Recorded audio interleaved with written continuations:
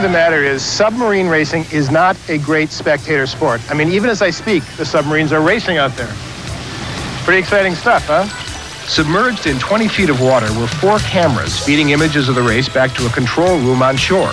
Crowds gathered around video monitors to follow the race and cheer for their favorites. This week-long race included time trials and a series of eliminations, pitting 2 subs at a time around a 450-meter oval underwater course. Among the early favorites was the winner the last time the races were held, the U.S. Naval Academy, whose sub featured an innovative counter-rotating propeller system. This is CNN. Small tub enthusiasts have tested their creations off the coast of Florida. The teams have come from around the country, and many of them are students who were operating on a shoestring. Combine the sparkling vision of Jules Verne, the curiosity of Jacques Cousteau, the know-how of Admiral Rickover, and you have a 2-man human-powered submarine, one of 34 gathered in Florida this past week for the 2nd International Submarine Races. In southern Florida this week, there's a most unusual competition. You could think of it as a cross between a science fair and a sports event. I got this little restrictor right here. If he's not pedaling hard enough, I restrict his airflow. Yeah. The subs are judged for ingenuity and efficiency, but the keenest competition is for speed. A few hundred yards offshore, they are submerged 20 feet under the sea, and in tricky Atlantic currents, flooded with water, they race a 400-meter oval, and the swiftest reach speeds of more than 4 knots, close to 6 miles an hour. Not every sub swims smoothly. I was kicking, and the tail was wagging about a 6-foot wag. He wanted his sub to look like a fish, and in the end, it did. Dick Schaap, ABC News, Singer Island, Florida.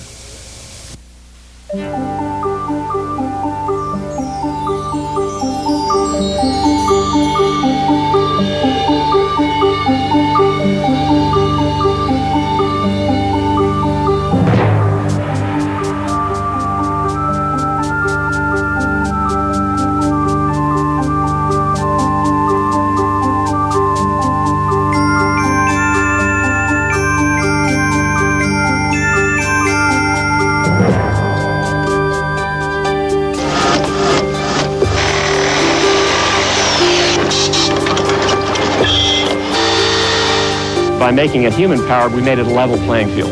Everybody can come up with an equivalent power plant. In addition, we wanted to make it inexpensive enough for this kind of event to happen.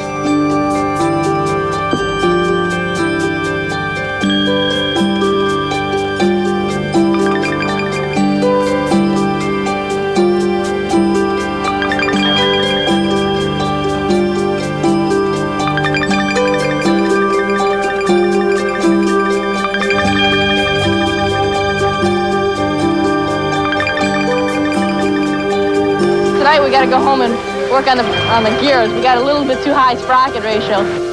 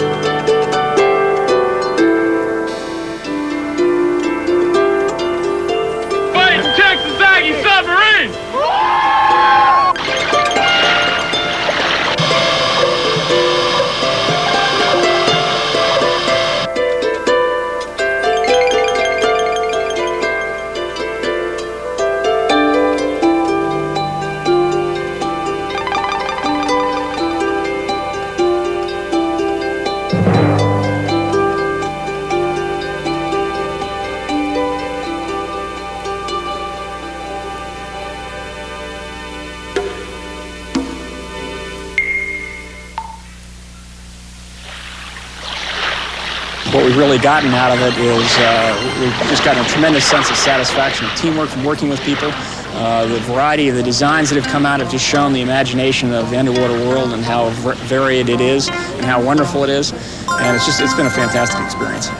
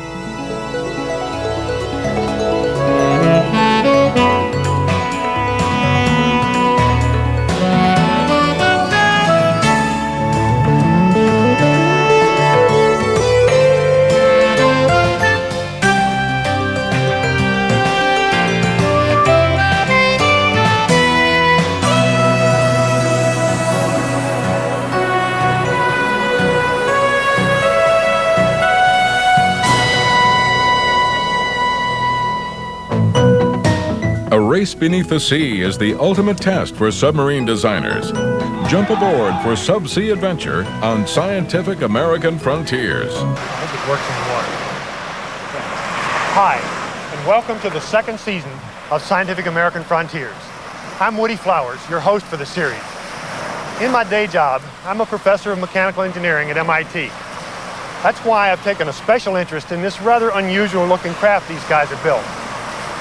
What's brought us here from Boston and all these other people from all over the country to Florida's Riviera Beach? It's not just the great weather and the waves. These teams are here to push the envelope of subsea technology with some 35 creative designs for human-powered submarines. The immediate challenge is an underwater race, but the long-term goal is new ways to explore the last frontier on Earth, the ocean. Checking out new ideas in engineering and having fun along the way is just the kind of thing we do on Frontier. So here we go. Let's find out who has the style and the stamina to win this contest.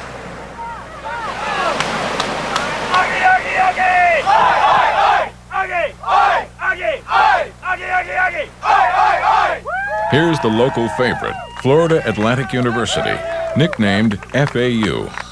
Remember, this is a contest of submarines which run only on person power. Up front, one crew member navigates the course. The propeller is driven by the second crew member, a human engine who does the pedaling.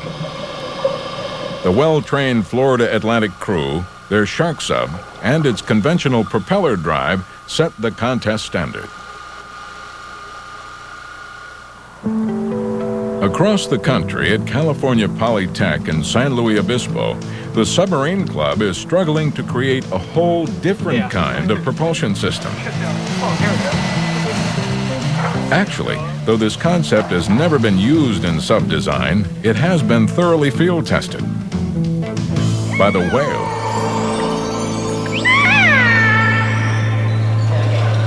It's an ambitious scheme, and it's a first-time project for these young engineers. Something like that.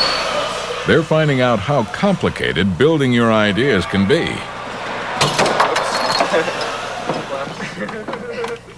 But with each mistake, these eager undergrads learn something new and keep on improvising. You design as you go is kind of the motto, and then you just modify as things don't work, or as they work. That's the whole idea. Or you learn the hard way or the easy way, depending on how good you design the first time. At the other end of the spectrum, professional engineers at the Battelle Institute in Columbus, Ohio, are also pursuing a unique design.